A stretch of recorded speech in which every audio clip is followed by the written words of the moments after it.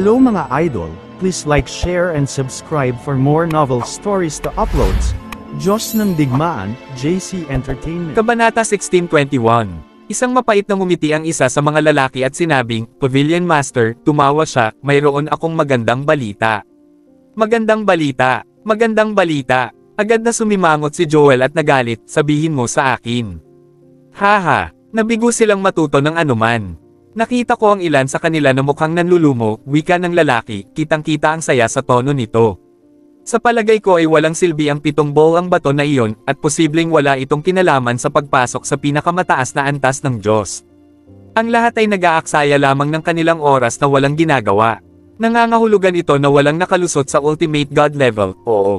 Well, ito ay talagang magandang balita. Bahagyang nakahinga si Joel. Gayunpaman, bahagyang nadismaya siya nang isipin niya kung paanong tila walang mga pagkakataong makapasok sa pinakamataas na antas ng Diyos. Hindi ba iyon nangangahulugan na wala na rin silang mga pagkakataon? Wala ba ang sukdulang antas ng Diyos? Mapait na ngumiti ang isa sa mga elder at sinabing, Tere na, Pavilion Master. Tingnan mo ang ibang puwersa, nagsimula na silang umalis. Sa tingin ko mas mabuti kung babalik tayo sa ating sinaunang angkan dahil nasayang ang oras natin sa paghihintay dito. Siyempre, mabuti na walang makalusot sa sukdulang antas ng Diyos. Malalagay tayo sa malaking gulo kung ang sinumang miyembro ng Diyos na makasama sa white na pamilya ay sumabog sa pinakahuling pamilya ni Cloud. Sekta, si Lily, gayunpaman, ay nakasimangot sa balita habang siya ay tumabi sa kanila. Pinag-isipan niya ito at sinabing, mukhang hindi ito tama, masama ang pakiramdam ko tungkol dito. Totoo bang lahat ay parang nanlumo sa sandaling iyon? Ang mga lalaki ay nagsimulang mag-isip tungkol dito. Pagkaraan ng ilang sandali, sinabi ng naunang lalaki, mukhang hindi iyon ang nangyari. Bagamat marami sa mga Panginoon ng pamilya at iba pa ang bumantong hininga, hindi sila masyadong nanlumo. Ang ilan sa mga matatanda ay nakangiti pa nga. Agad namang napangiti si Lily. Hindi ko akalain na wala silang natutunan. Siguradong may natutunan sila at nagkunwaring hindi nila natutunan. Nagpanggap na wala silang natutunan. Sinasabi mo ba na sinadya nilang sabihin na wala silang natanggap na impormasyon noong ginawa nila?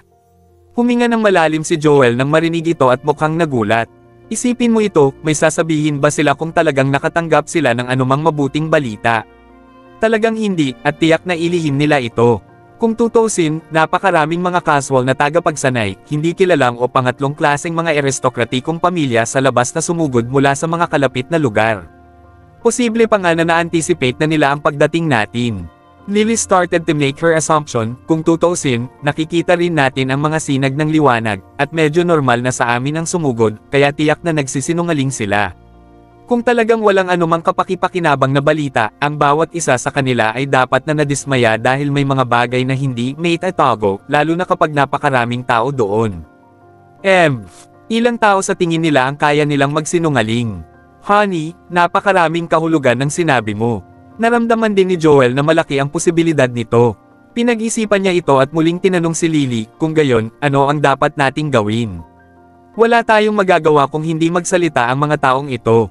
Simple lang ito. Nagpadala rin ng mga tao ang ilang mga third class na aristokratikong pamilya, at medyo marami sa kanila ang nakapasok. Paano naman ito, ngayong aalis na sila, kailangan lang nating pumili ng isang medyo mahinang pamilya sa kanilang pupuntahan at tanungin sila kung ano ang nangyayari. Isang calculative gleam ang sumilay sa mga mata ni Lily habang hinihigpitan niya ang kanyang mga kamao. Patayin ang isang pares ng kanilang mga tao.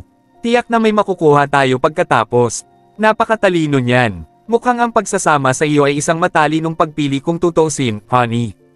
Tumawa si Joel. Matapos tingnan, itinoon niya ang direksyon kung saan lumipad ang isang mas maliit na pamilya.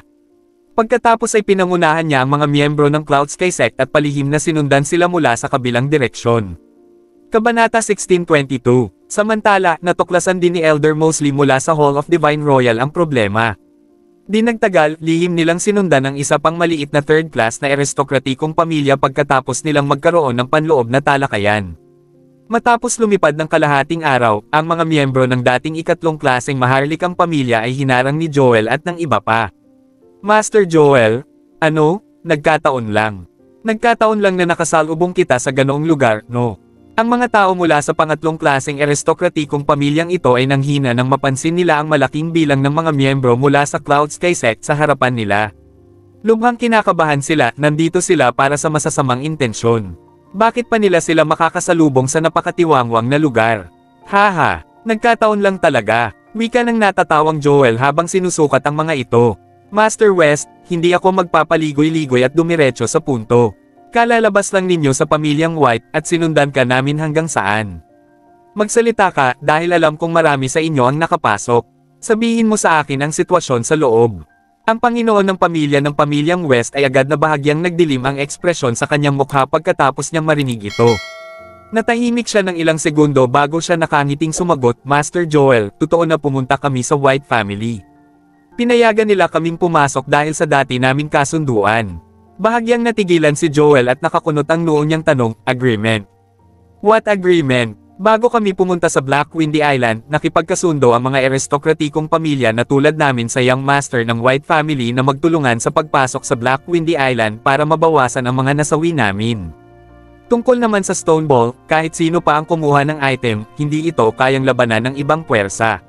Sa sandaling ito ay nakaimbak sa martial ring ng isang tao, ang Panginoon ng pamilyang Kanluran ay masasabi lamang kay Joel ang mga hindi gaanong mahalagang detalye upang matuno ang kanyang hinala. Nakikita ko, hindi katakataka walang sino man sa inyo ang dumaranas ng malaking pagkalugi pagkatapos pumunta sa Black Windy Island at hindi marami sa mga miyembro ng pamilyang puti ang namatay. Gayunpaman, marami sa mga miyembro mula sa aking sinaunang angkan at ang pamilyang Hunt na pumunta sa Bright Snow Mountain ang namatay. Lumalabas na may ganoong kasunduan. Sa wakas ay napagtanto ni Joel ang nangyari. Nakangiting sabi niya, kung gayon, maaari mo bang sabihin sa amin kung ano ang nakita mo pagkatapos mong pumasok sa bulwagan ng pamilyang White ngayon? May natutunan ba kayo? Agad na sabi ni Master West. Master Joel, pumasok kami sa bulwagan kasama nila, ngunit naniniwala ako na nakita mo rin ang nangyari. May 7 sinag ng liwanag kasunod ng pagdating ng 7 ball ang bato. Gayunpaman, natuklasan namin na walang nagawa ang mga sinag pagkatapos nilang magsama-sama, at hindi ito nakatulong sa sinumang makalusot sa sukdulang antas ng Diyos. Pinag-aralan ng lahat ang mga sinag ng liwanag sa loob ng ilang oras. Tama, Master Joel. Inaasahan namin ito. Ang lahat sa amin ay nag-akala na ang lakas ng pakikipaglaban ng isang tao ay maaaring itaas at na ang isang tao ay maaaring makapasok sa sukdulang antas ng Diyos pagkatapos na magsama-sama ang 7 sinag ng liwanag.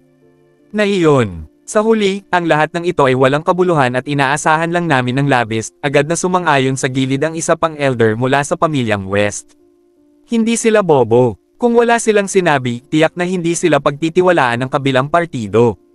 Kung may sinabi silang hindi nauugnay, gayunpaman, maaaring maniwala ang kabilang partido sa kanilang sinabi.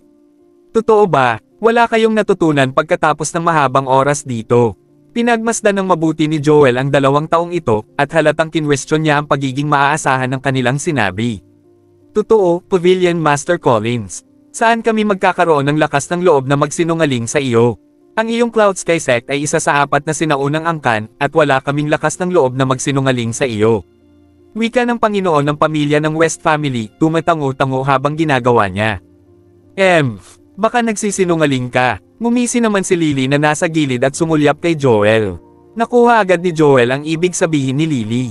Hinawakan niya sa leeg ang matanda at pinatayo. Lumakas ang chi sa kanyang mga kamay. Magtapat ka, o papatayin kita kapag hindi mo sinabi sa akin ang totoo. Ito, totoo, Pavilion Master Collins. Wala talaga silang natutunan, at hindi natin alam kung paano makapasok sa sukdulang antas ng Diyos. Kabanata 16:23. Nagulat sa inasal ni Joel, iginiit ni Master West ang kanilang paninindigan sa pag-iisip kung gaano kabait si Jack sa kanya at sa iba pa. Gayunpaman, hindi madaling lokohin si Joel. Kinagat niya ang leeg ng matanda sa pamamagitan lamang ng paghigpit ng pagkakahawak nito. Snap! Ikalimang matanda. Marami ang nagalit nang makita nila ang sitwasyong ito at ang ilan ay mahigpit na naikuyom ang kanilang mga kamao, ngunit alam nilang wala silang gaanong tao kumpara kay Joel at sa kanyang mga tauhan. Niwala silang master sa peak stage ng tunay na antas ng Diyos. Ang tanging tao na may pinakamataas na husay sa pakikipaglaban sa kanila ay ang Panginoon ng pamilya sa huling yugto ng tunay na antas ng Diyos. Paano nila malalabanan ang mga tao mula sa Cloud Sky Sect? Ayaw mong sabihin sa akin. Hindi pinansin ni Joel ang nag-aapoy na mga tingin na ipinadala sa kanyang direksyon habang binuhat niya ang isang matandang babae sa kanyang leeg at itinaas ito mula sa lupa. Sabihin sa amin kung ano ang natutunan mo sa loob ng totoo. Kung hindi ka magsasalita, siya ang susunod na mamamatay. Lola, nababalisa ang isang dalaga habang namumula ang mga mata. Hindi kami nagsisinungaling sa iyo. Dinuraan si Master West sa nagngangalit na mga ngipin. Panunuyan ni Joel habang hinihigpitan ang hawak at pinatay ang matandang babae. Talagang kaya mong panatilihin ang iyong kalmado, Master West. Kung gayon, ang susunod ay siya. Napakurap-kurap si Joel at pinalaki ang isang binata sa isang kisap mata. Ang lalaki ay walang iba kundi ang anak ng West Family Master. Sa loob-loob ni Joel ay hindi sigurado kung nagsisinungaling sa kanya ang pamilyang West, ngunit plano pa rin niyang subukan ang mga ito kahit na maling tao ang kanyang pinatay. Gaya ng inaasahan, pumayag si Master West sa huli habang nagngangalit ang kanyang mga ngipin, bitawan mo ang aking anak, at sasabihin ko sa iyo kung ano ang nangyari. Natuwa sa pag-amin, ibinalik ni Joel sa lupa ang binata habang nakahawak pa rin sa leeg ang mga kamay nito. Magsalita ka, at hindi mamamatay ang anak mo kung tapat ka. Siyempre, kung magsisinungaling ka, hindi ko lang papatayin ang anak mo, kundi lahat ng narito ay mamamatay din. Ang mga sulok ng bibig ni Master West ay kumaibot ng ilang beses bago siya umamin, ang pinakamataas na antas ng Diyos ay umiiral. Ito ay umiiral. Sige, ipagpatuloy. Paano ang isang tao ay makakapasok sa sukdulang antas ng Diyos? May sino man ba sa kanila ang nakalusot? Nakakuha ba sila ng anumang bagay tulad ng martial art technique o iba pang mga item? Tuwang-tuwa si Joel, at puno ng pag-asa ang kanyang mga mata. Hahayaan na sana niyang umalis ang mga West kung pinaalalahanan siya ni Lily. Sa hindi inaasahan, nakuha niya ang impormasyong gusto niya pagkatapos niyang kumilos ng tuso. Walang nakalusot sa Ultimate God level, pero may ilang clue. Maraming master sa Ultimate God level matagal na ang nakalipas, pero napunta na sila sa Misty Forest. Nagayos kami na magtipon sa labas ng Misty Forest makalipas ang isang linggo, at sabay kaming papasok sa Misty Forest, reklamo ni Master West sa pamamagitan ng pagngangalit ng mga ngipin. Kabanata 1624. Sa Misty Forest makalipas ang isang linggo. Natuwa si Joel sa balitang natuklasan niya, excited, kahit na tila ang pagbisita sa Misty Forest ay magbibigay ng isang pag-asa na makapasok sa pinakamataas na antas ng Diyos, at tila ito ay isang magandang pagkakataon para sa kanya at sa iba pa. Tumingin si Master West kay Joel at nagmakaawa, Master Joel, nasabi ko na sa iyo ang lahat ng nalalaman ko. Maaari mo bang palayain ang aking anak at palayain kami? Napaisip si Joel at pinakawalan ang binata sa pagkakahawak nito bago ito nagsalita, makakalimutan niyo ang nangyari ngayon. Hindi malalaman ni Jack at ng iba pa na kayo ang nagpaalam sa amin tungkol sa sitwasyon. Hindi kayo magdaranas ng anumang pagkalugi kung ganoon. Huminto muna si Joel dito bago siya nagpatuloy, syempre, hindi ako magduruso kung tumalsik ka. Sa kabaligtaran, ang pamilyang puti o ang iba pang sinaunang angkan ay iisipin ka bilang isang taksil, na iyong niloko sila. Walang sino man sa kanila ang magpapatawad sa iyo at sa iyong pamilyang Wust. Si Lily, na tumabi sa kanila, ay nag-isip tungkol dito at sinabi kay Joel, Mahal, sa palagay ko dapat nating isama ang ilan sa kanilang mga tao upang maiwasan silang kumilos ng hindi tapat. Mas mabuti kung hulihin natin ang ilang tao bilang mga hostage. Sabi mo, hayaan mo kami pagkatapos naming sabihin sa iyo ang nangyari. Galit na galit si Master West, hindi inakala na sila ay magiging kasuklam-suklam. Hindi lamang nila napatay ang dalawa sa mga miyembro ng pamilyang West, ngunit mabilis din silang nagbago ng isip. Haha, noon iyon, at ngayon. Tumawa ng malakas si Joel at nagutos, kunin ang 5 sa kanilang mga tao, ang young master ni Master West at ilan pang matatanda. Hindi ka tanggap-tanggap yan, honey. Agad namang kinumbinsi ni Lily, hindi ba magiging madali para sa mga tao mula sa pamilyang puti na malaman kung ano ang ginawa namin kung mahuhuli mo ang kanilang young master at ang kanilang mga matatanda? Kung tutusin, hindi ba magmumukhang problemado kung hindi dinala ng mga miyembro ng pamilyang kanluran ang kanilang young master at ang kanilang mga matatanda sa isang lugar tulad ng Misty Forest? Noon lang nagising si Joel. Tama ka. Ang asawa ko pa rin ang matalino. Paano ito, kunin natin ang ilan sa kanilang mga patronum o apo ng ilang matatanda. Gagana yan, tama ba? Tumanggaw si Lily. Mas katulad niyan. Bagaman ang mga miyembro ng pamilyang kanluran ay labis na ayaw sumunod, kinuha ni Joel at ng iba pa ang ilan sa kanilang mga tao bilang mga hostage. Haha, salamat sa iyong kooperasyon, Master West. Napakasimple lang, ang kailangan mo lang gawin ay mag-isip lang ng paraan para mag-iwan ng ilang marka para sa aming mga tao na susunod sa iyo. Kung hindi, ang mga taong ito mula sa iyong pamilyang kanluran ay mamamatay. Tumawa ng malakas si Joel at ang iba pa bago sila umalis.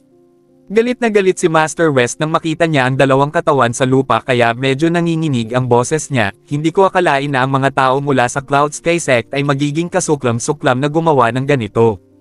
Buntong hininga, sisihin lang natin ang ating sarili dahil sa pagiging malas. Ngayong hawak na nila ang ating mga tao bilang mga bihag, hindi natin ito masasabi kahit kanino.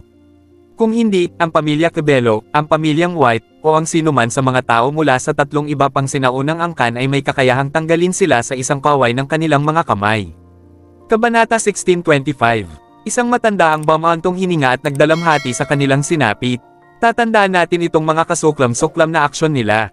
Ipaghihiganti natin ang ating mga tao kapag nagkaroon tayo ng pagkakataong magtagumpay sa pinakamataas na antas ng Diyos o maging Master.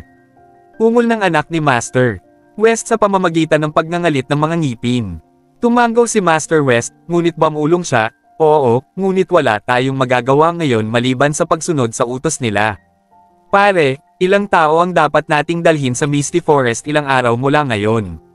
Tanong ng anak ni Master West. Lalong mahihirapan ang kagubatan na lumabas sa mas malalim na lugar na pupuntahan natin. Mahirap maglakbay sa loob at labas ng lugar na iyon, at wala rin tayong ideya kung saan nagpunta ang mga masters na iyon noong mga nakaraang taon. Hindi ba mapanganib kung sasama tayo sa kanila? Hindi alam ang lahat. Tama ka, pero talagang malakas ang tukso ng Ultimate God level, and we should try our best to send more people there. Still, I think it's best if we leave a few people in the true God level here because it's too dangerous.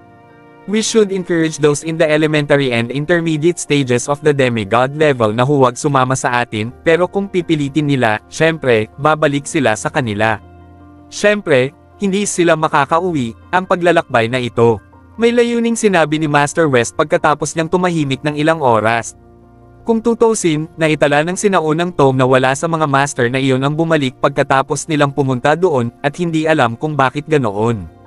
Posibleng mayroong isang lugar kung saan mas maraming chi kumpara sa lugar na ito, at walang gustong bumalik. Sige, bumalik tayo at pag-usapan pa natin ito. Dahil doon, umalis ang mga miyembro ng pamilyang kanluran at umuwi. Samantala, sa White family, bumalik na si Jack sa kwarto niya. Lumapit si Selena sa kanya at hinawakan ang kanyang mga kamay, sinabing, "Mahal, nalaman ko na ang sitwasyon. Kailangan kong sumama sa iyo sa pagkakataong ito." Buntong hininga. Hindi kami sigurado tungkol sa sitwasyon doon, at maaaring ito ay lubhang mapanganib. Sa totoo lang, hindi ko talaga nais na ipagsapalaran mo ang lahat sa akin. Napabuntong hininga si Jack bago nagpatuloy, hindi makakasama si nanay, lolo, lolo't lola mo, at Kylie dahil masyadong mababa ang kanilang galing sa pakikipaglaban, lalo na si Kylie. Masyado pa siyang bata. Nakapagdesisyon ka na ba? Nakapagdesisyon na ako. Hindi na kita makakasama noong mga nakaraang pakikipagsapalaran mo dahil natatakot akong magulo ka sa mababang husay ko sa pakikipaglaban. Nag-training ako ng husto, at nasa intermediate stage na ako ng demigod level. Oo, hindi naman ganoon kataas, pero hindi rin nakakaawa, kaya kailangan kong sumama sa iyo. Panay ang ekspresyon ng mukha ni Selena. Higit pa rito, napakaraming mga eksperto ang hindi na bumalik pagkatapos nilang pumunta doon, at natatakot ako na mahihirapan kang bumalik mula doon, kaya kailangan kong sumama sa iyo kahit ano pa ang mangyayari pagkatapos nating pumunta doon. Hindi ako natatakot, kahit na ang paglalakbay na ito ay maaaring magdulot ng aking buhay. Si Jack ay hindi kapani-pani walang naantig nang marinig niya ang proklamasyon ni Selena. Sige, sabay na tayo sa pagkakataong ito, at naniniwala akong babalik tayo. Tutal naghihintay pa rin si Fernando na iligtas ko siya. Gusto ko noon umalis pagkatapos ng kalahating buwan. Mas marami kang oras para samahan ang iyong mga magulang at ang aming anak na babae. Pagkatapos ng lahat, ang aming hinaharap ay hindi tiyak sa oras na ito, at wala akong ideya kung paano ito magiging, ngunit hindi kami iniwan ni Fernando ng maraming oras. Oo, naiintindihan ko. Nakita ko na ginugugol mo ang iyong libreng oras sa paglilinang ng second grade premium pills kamakailan. Kumusta na ito? Naka-breakthrough ka ba? Napangiti din si Selena nang makitang pumayag na si Jack dito. Alam din niya na kung hindi siya nagsasanay ng husto at medyo may talento, hindi siya isasama ni Jack sa kanyang bagong husay sa pakikipaglaban. Kabanata 1626, may improvement na, pero hindi pa rin ako nagtagumpay sa paglilinang ng tableta, sagot ni Jack na may tipid na ngiti. Wala akong planong magtanim ng mga tabletop sa susunod na mga araw para makasama ko si Kylie at ang iba pa, ngunit ipagpatuloy ko ito sa tuwing magagawa ko at sisikapin ko ang aking makakaya upang maging isang pangatlo o ikaapat na baitang alchemist sa lalong madaling panahon. Nang sumunod na mga araw, sinamahan ni Jack at Selena sina Kylie, Joanne, at ang iba pa na mamasyal sa kalapit na bayan sa kanilang bakanteng oras. Para naman kay Ben, wala siyang pagpipilian kundi ang manatili sa likod dahil hindi pa siya nakapasok sa kalahating yugto ng antas ng Diyos. Sa kabilang banda, si Fiona at ang iba ay nangangailangan din ng kanyang kumpanya. Tungkol naman kay Elaine, hiniling ni Jack na manatili siya at bantayan ang pamilyang puti dahil nanatili si Ben. Inayos din nila ang ilang taong may mas mataas na husay sa pakikipaglaban na pumunta sa Misty Forest kasama nila. Upang maging mas ligtas, nag-iwan si Jack ng 2 hanggang 3 miyembro sa huling yugto ng tunay na antas ng Diyos upang protektahan ang pamilyang puti. Makalipas ang ilang araw, sa wakas ay nagsimula na si Jack at ang iba pa sa kanilang paglalakbay nang mapansin nilang malapit na ang oras. Halos 20,000 katao ang sumama sa kanila, at sila ay nasa intermediate o huling yugto ng demigod level. Ang 20,000 kataong ito ay naghiwalay at maaaring sumakay sa espada ni Jack, Nash, o Kenneth habang naglalakbay sila sa Misty Forest. Nakita ni Jack at ng iba pa ang Misty Forest mula sa malayo kinaumagahan, at ang kagubatan sa harapan nila ay parang walang hangganang dagat na walang katapusan. Ay nako, ito ang unang pagkakataon na nakakita ako ng napakalaking dagat ng kagubatan. Napakaganda nito sa hanging dumadaloy. Bahagyang kumislap ang mga mata ni Selena sa nakita. Oo, ang lugar sa harap natin ay parang panaginip, nababalot ng ambon, ngunit mas madaling mawala sa kakahuyan kapag mas malalim ang pagpunta ng isang tao kasama ang kakaibang ambon sa paligid. Habang lumalalim tayo, may isa pang ambon na kulay pink. Hindi tayo nangangahas na pumasok sa lugar na iyon dahil hindi tayo maaaring lumipad sa lugar na iyon. Ito ay isang kalituhan doon, at ito ay makakaubos ng enerhiya mula sa iyo. Paliwanag ni Titus. Hindi lumabas si Young Master Lance at ang iba pa pagkatapos nilang makarating sa kagubatan na ito, at natatakot ako na namatay sila sa loob. Ang mga taong ipinadala namin para hanapin sila dati ay hindi nang ahas na pumasok sa lugar at maaari lamang maghanap sa ilang lugar dito. Napabuntong hininga si Nash nang marinig ang pagsasalaysay na ito. Si Lance at ang iba ay malamang na curious sa kagubatan na ito, na sila ay nakapasok ng hindi sinasadya at hindi nila alam ang lugar. Sigh. Napakatagal na panahon na lahat ay namatay na. Naisip ito ni Jack at tinanong si Nash, pare, paano kung hindi sila namatay? Paano kung buhay pa si Lance? Sa tingin mo ba ay kamumuhian ka niya? Matatanggap niya ba ako? Sandaling natigilan ang tanong niya kay Nash bago sumili ang mapait na ngiti sa mukha niya. Malamang na hindi iyon. Napakaraming halimaw sa Misty Forest na ito, at kailangang mag-ingat ang lahat. Noon pa man ay maganda ang relasyon ni Lance sa kanyang ina. Kung nabubuhay pa siya, sa tingin ko ay mahihirapan siyang tanggapin ang lahat ng nangyari. Siyempre, may posibilidad na wala siyang ideya sa ginawa ng kanyang ina. Alam niya na maaaring iba ang nangyari. Sige, tumanggaw si Jack, at nagpatuloy sa paglipad ang grupo. Samantala, ang isang Panginoon ng pamilya ng isang pangalawang klaseng aristokratikong pamilya ay tumawa sa kasabikan habang sila ay nakatayo sa isang kapirasong lupa sa labas ng kagubatan. Ang kailangan lang natin ay hintayin ang mga miyembro ng pamilyang puti. Nandito na ang ating mga tao simula pa kahapon.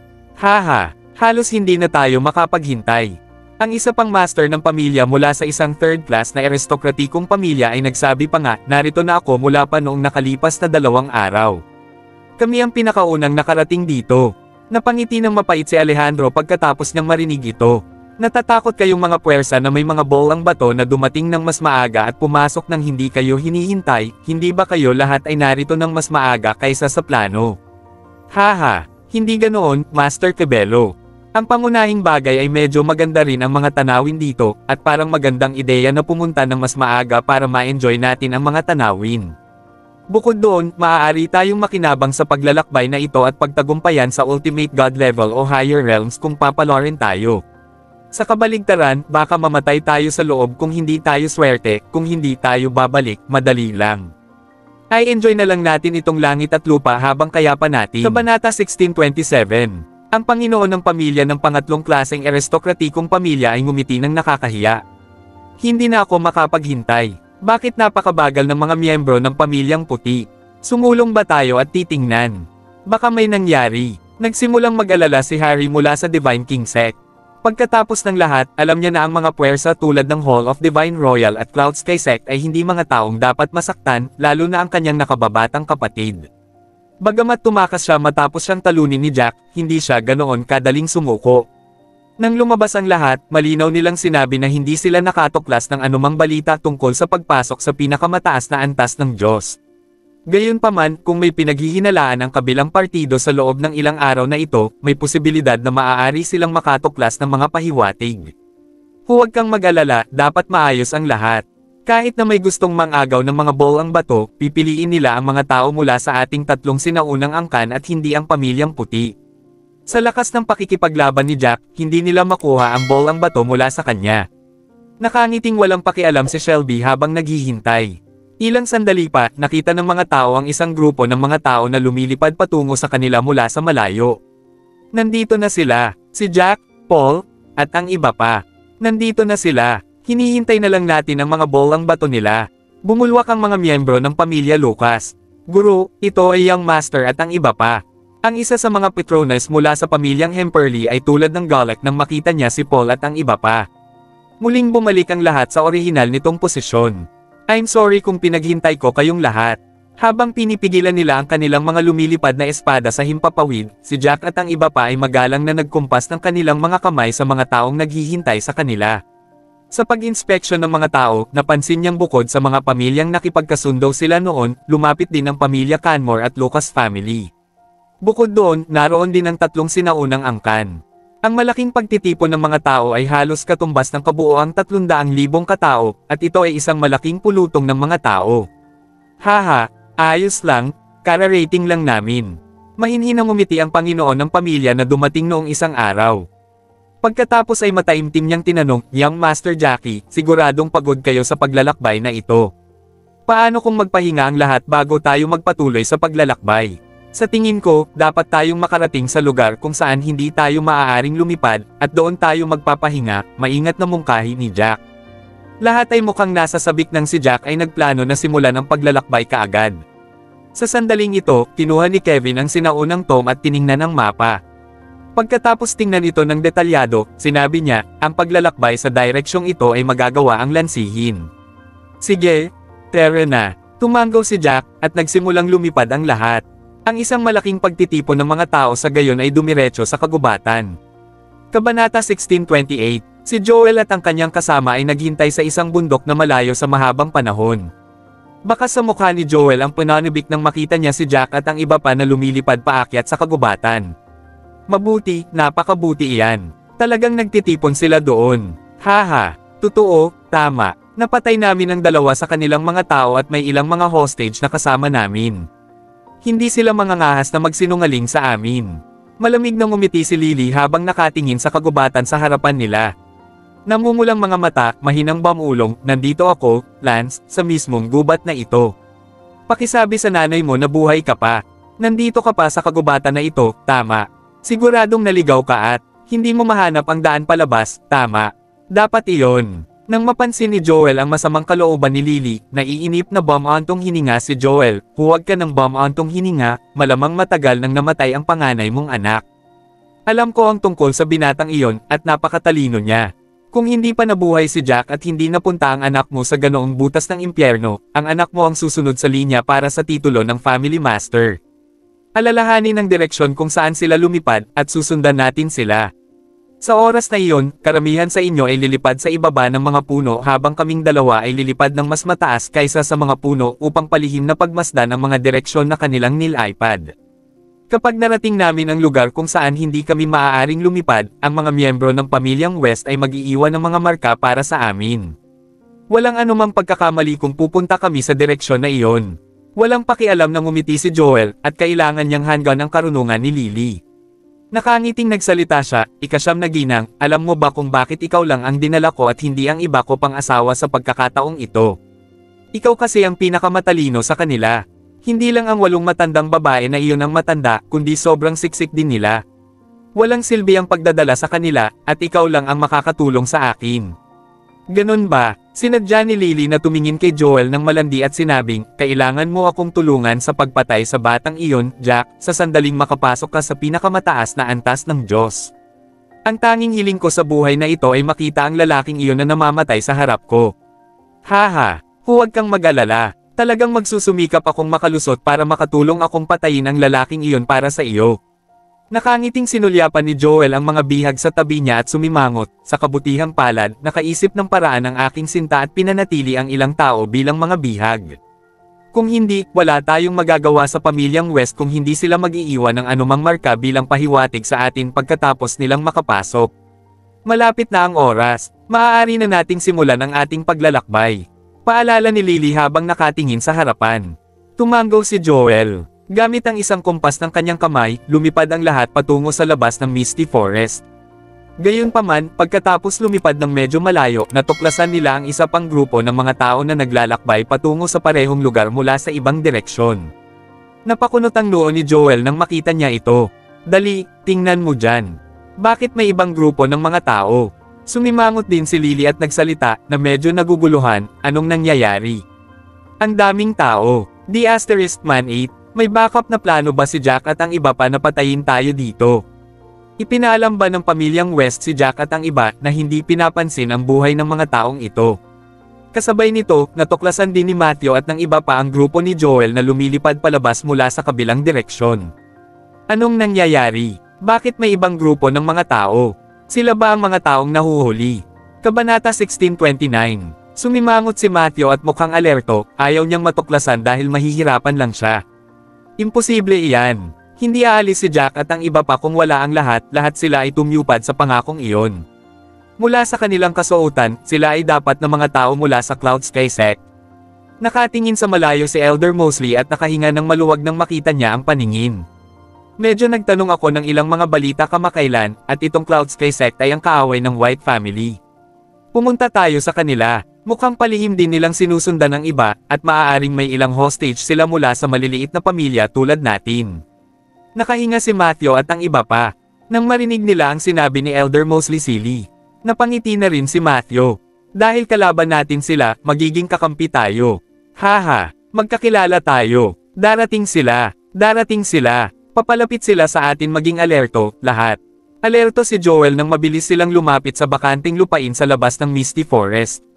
Ang mga miyembro ng Cloud Sky Sect ay umaasa rin sa napaka-alerto na paraan. Sino kayong mga tao? Pasiga na tanong ni Joel kay Matthew at sa iba pa matapos silang huminto sa di kalayuan. Haha, hindi na kailangang magpanik, magkaibigan tayo. Tumawa ng malakas si Matthew bago siya nagsimulang magpakilala. Hindi mo pa kami nakikita, pero narinig na namin kayo. Magpapakilala ako. Puwersa kami mula sa dagat. Noong pumunta si Jack at ang iba sa Black Windy Island, nag-away kami niyan. Nagresulta sa pagkamatay ng marami sa ating mga tao. Dahil doon, kami ang mga kaaway ng pamilyang puti. Nandito kami sa pagkakataong ito dahil sa pinaka-Diyos na antas, kaya't nagiging magkapanalig kami. Nakahinga si Joel nang marinig niya ito. Nakikita ko, kayo ang aming mga kaibigan mula sa mga dagat. Mukhang marami kayong mga tao, at dapat ay mayroong mga 70 hanggang 80,000 sa inyo. Sok. Hindi ko napagtanto na may ganoong kalaking puwersa sa mga karagatan. Haha, maraming puwersa sa ating mga dagat, at karamihan sa kanila ay sumusunod sa atin, ang Hall of Divine Royal. Gayunpaman, marami na tayong nawala na master sa pakikipaglaban natin sa White Family at sa iba pang pamilya. Nabawasan nito ang bilang ng ating mga masters, at hindi na natin kayang makipaglaban sa White Family ngayon. Tawa ng tawa si Matthew. Alam kong may matinding sama ng loob kayo sa pamilyang White, kaya sa palagay ko maaari tayong magsama-sama at pumasok sa kagubatan na ito ng magkasama. Tumango si Joel. Pagkatapos ay pinagmasdan niya ng detalyado ang mga tao ng kabilang partido bago sinabing, bagaman mayroon kang isang malaking grupo ng mga tao, at hindi marami sa kanila ang nasa tunay na antas ng Diyos, may potensyal pa rin. Pero na, hindi natin maaaring ipagpatuloy ang pag-aaksaya ng ating oras dito. Magiging mahirap kung mawala sila dito. Tama, pero na, at mag-uusap tayo sa daan. Gayunpaman, may maliit na posibilidad na mawala sila. Ilang hostages na ang nahuli natin dito, at ang ilan sa mga taong naglalakbay sa harap natin ay mag-iiwan ng mga marka para sa atin. Wika nang nakangisi na si Matthew. Nagkataon lang. Marami rin tayong mga bihag na kasama natin dito. Haha, totoong pare-pareho ang iniisip ng mga mahuhusay na isipan. Pareho tayo ng naisip. Tumawa din ng malakas si Joel. Hindi nagtagal ay lumipad ang grupo at pumasok sa malawak na kagubatan. Kabanata 1630. Si Jack at ang iba ay walang ideya sa sandaling ito na dalawang malalaking puwersa ang sumunod sa kanila sa kagubatan. Matapos lumipad ang grupo ng mga tao sa loob ng humigit kumulang 2 oras, sa wakas ay nakarating sila sa lugar kung saan matatagpuan ang pink na ambon. Sa sandaling narating nila ang lugar na ito, natuklasan ni Jack na ang kanyang chi ay naging disoriented dahil naging mahirap para sa kanya na kontrolin ang kanyang chi. Agad namang nakontrol ni Jack at ng iba pa ang lumilipad nilang espada para tumigil bago sila bumaba sa kagubatan. Ang malabong kulay rosas na ambon na ito ay mukhang kakaiba ngunit medyo maganda. Dapat ay hindi nakakapinsala sa mga tao, tama ba? Curious na wika ni Selena habang nakatingin sa ambon sa harapan nila. Huwag kang mag-alala, Ate Selena. Ang ambon sa harap natin ay ganap na hindi nakakapinsala sa mga tao. Sagot ni Daniela habang naglalakad. Siyempre, medyo manipis pa rin ang ambon dito at lalakas pa ito kapag lumalalim tayo, kaya baka maliga tayo o hindi na tayo makahanap ng daan. Palabas. Maririnig mula sa kagubatan na nasa harapan nila ang tuloy-tuloy na ungol ng mga halimaw na hayop. Mula sa mahinang ungol, tila ang mga halimaw na hayop na ito ay may napakataas na husay sa pakikipaglaban. Gayunpaman, napakaraming tao sa kanilang hanay, at kasama nila ang mga nangungunang master sa buong mundo. Ang gayong mga halimaw na hayop ay walang dapat katakutin. Lumingon sa karamihan, nagsalita si Jack, lahat, magpahinga tayo ng kalahating oras para mabawi ang iyong chi. Medyo kakaiba ang chi dito, at magagamit lang natin ang masiglang damo para mabawi ang ating sarili. Makalipas ang kalahating oras, bubuksan natin ang landas na may mga sinag ng liwanag mula sa mga bolang bato. Sa gayon, ang lahat ay nakaupo nang nakakross ang mga paa at nagpahinga. Matapos magpahinga ng kalahating oras, marami sa kanila ang nag-replenish ng chi sa kanilang katawan. Kinuha ni Jack at ng iba pa ang mga bolang bato bago nila inilagay ang kanilang chi sa mga bolang bato. Sa pagpasok ng kanilang chi sa mga bolang bato, lumitaw ang mga bahid ng liwanag tulad ng nangyari mga nakaraang araw. Gayunpaman, itinutok ni Jack at ng iba pa ang mga bahid ng liwanag mula sa bolang bato patungo sa pulang ambon sa kanilang harapan upang hindi mahuli ang atensyon ng iba. 1 strike, 2 strike, 3, at 4 na strike. Hindi nagtagal, lumitaw ang 7 guhit ng mga ilaw at nag-interweave sa isa't isa tulad ng isang maliwanag at makulay na bahaghari. Habang ang magkakaugnay na bahid ng liwanag ay sumugod sa kulay rosas na ambon sa kanilang harapan, ang ambon ay naglaho upang ipakita ang isang medyo malaking kalsada. Haha, mukhang maayos na ang lahat pagkatapos lumitaw ang streak ng mga ilaw. Pero na, si Alejandro at ang iba pa ay lalong nasasabik sa paghahayag. Sa bahid ng liwanag na ito na nangunguna sa daan, hindi magiging ganoon kadali para sa mga halimaw na hayop na salakayin ang lahat. Bukod doon, hindi sila maliligaw dahil dala ni Kevin ang mapa. Naglakad si Kevin pasulong habang nakatingin sa kalsada sa harap nila at nagsimulang mag-research. May isang bundok na hindi kalayuan sa pasukan sa harap namin, hindi ko alam kung gaano katagal ang aming lakaran bago kami makarating sa bundok, ngunit kapag narating na namin ang paanan ng bundok, maaari naming tansyahin kung gaano katagal ang kailangan naming maglakad bago kami makarating sa huling destinasyon batay sa distansya sa mapa. Base sa mapa, may isang bundok na hindi kalayuan sa kanilang kinaroroonan, ngunit hindi nila alam na makakarating lamang sila sa ibaba ng bundok kinabukasan ng hapon. Please subscribe and hit the notification bell for more novel stories. JC Entertainment.